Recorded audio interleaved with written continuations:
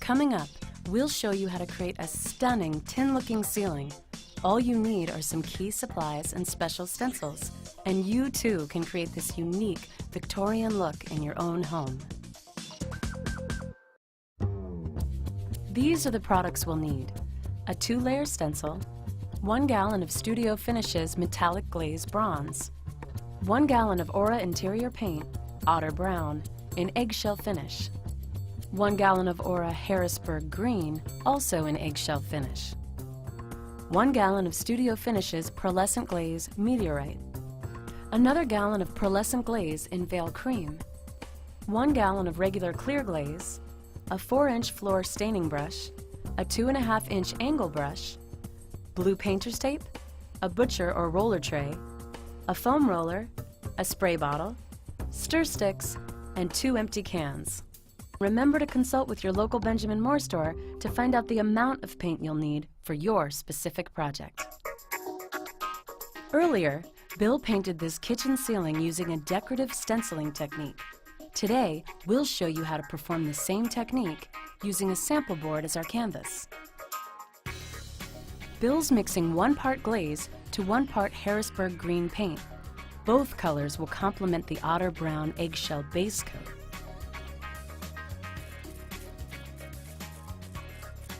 First, Bill's misting a small area of the sample to wet the workspace evenly. Next, we're going to take our angle brush and we're going to get just a little bit of glaze on the tips of the bristles. Then, with the Harrisburg Green mix, he is pressing down on the bristles firmly and quickly scrubbing the moistened panel in a random fashion.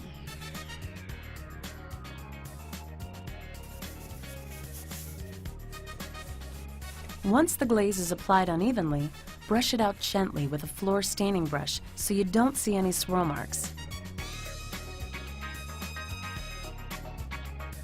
Be careful, you don't want to remove the paint, so brush lightly in order to blend the paint.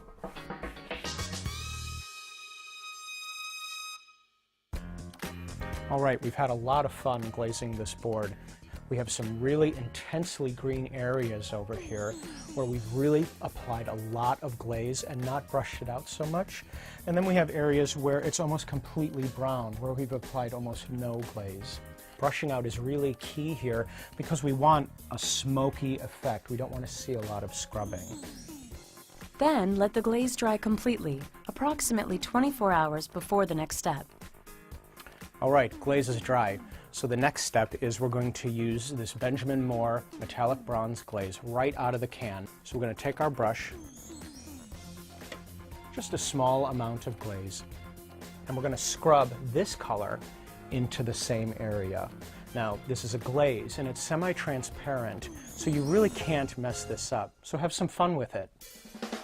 Now, repeat the earlier steps, but this time skip the water misting. First, apply the metallic bronze glaze to the surface unevenly with an angled brush. Next, brush out the swirl marks with a floor staining brush. Once completed, let the metallic glaze dry for about 4 hours. The copper tea kettle finish is visible, and it's time for stenciling. Now, some pointers on stenciling. You'll see that I've taped this stencil all around on the surface. This is very important. You want the stencil to be completely flat to the surface. Once the stencil is in place, it's time to pour the Pearlescent Meteorite glaze. I'm going to start out just using a small amount of the Meteorite glaze. Now, technique for loading the sponge roller is to slowly roll into the paint. I want to continue doing this until my roller produces a smooth path. Move the roller back and forth in the tray until it has an equal distribution of paint. Now we come to the surface, and very lightly, we're going to roll this in. We can change direction many times. The effect that we want is an evenly filled area. You can see a certain amount of transparency is what we want.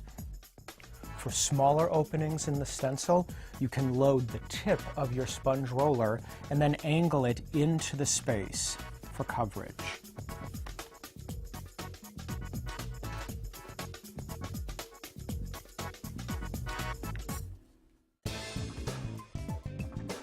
Once all the spaces in the stencil are filled, we're going to remove the stencil from the surface and we're going to shift it over.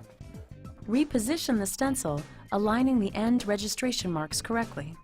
And we're aligning the holes from the stencil with the portion that we just painted. Repeat this round of stenciling as needed until your entire area is filled. When complete, let the area dry for at least 5 minutes. Then you're ready to use the second stencil for the final round of stenciling. All right, first color is done. We're going to align the stencil into the pattern that you can see underneath. Position the second stencil for the final round of stenciling. Remember, for this step you'll be using a different color glaze. For our project, we chose to use Veil Cream. Repeat the same steps as the previous stencil.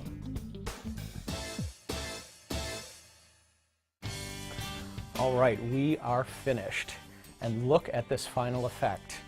We've used a lot of different techniques to make this happen, but you can see what an amazing final effect this produces.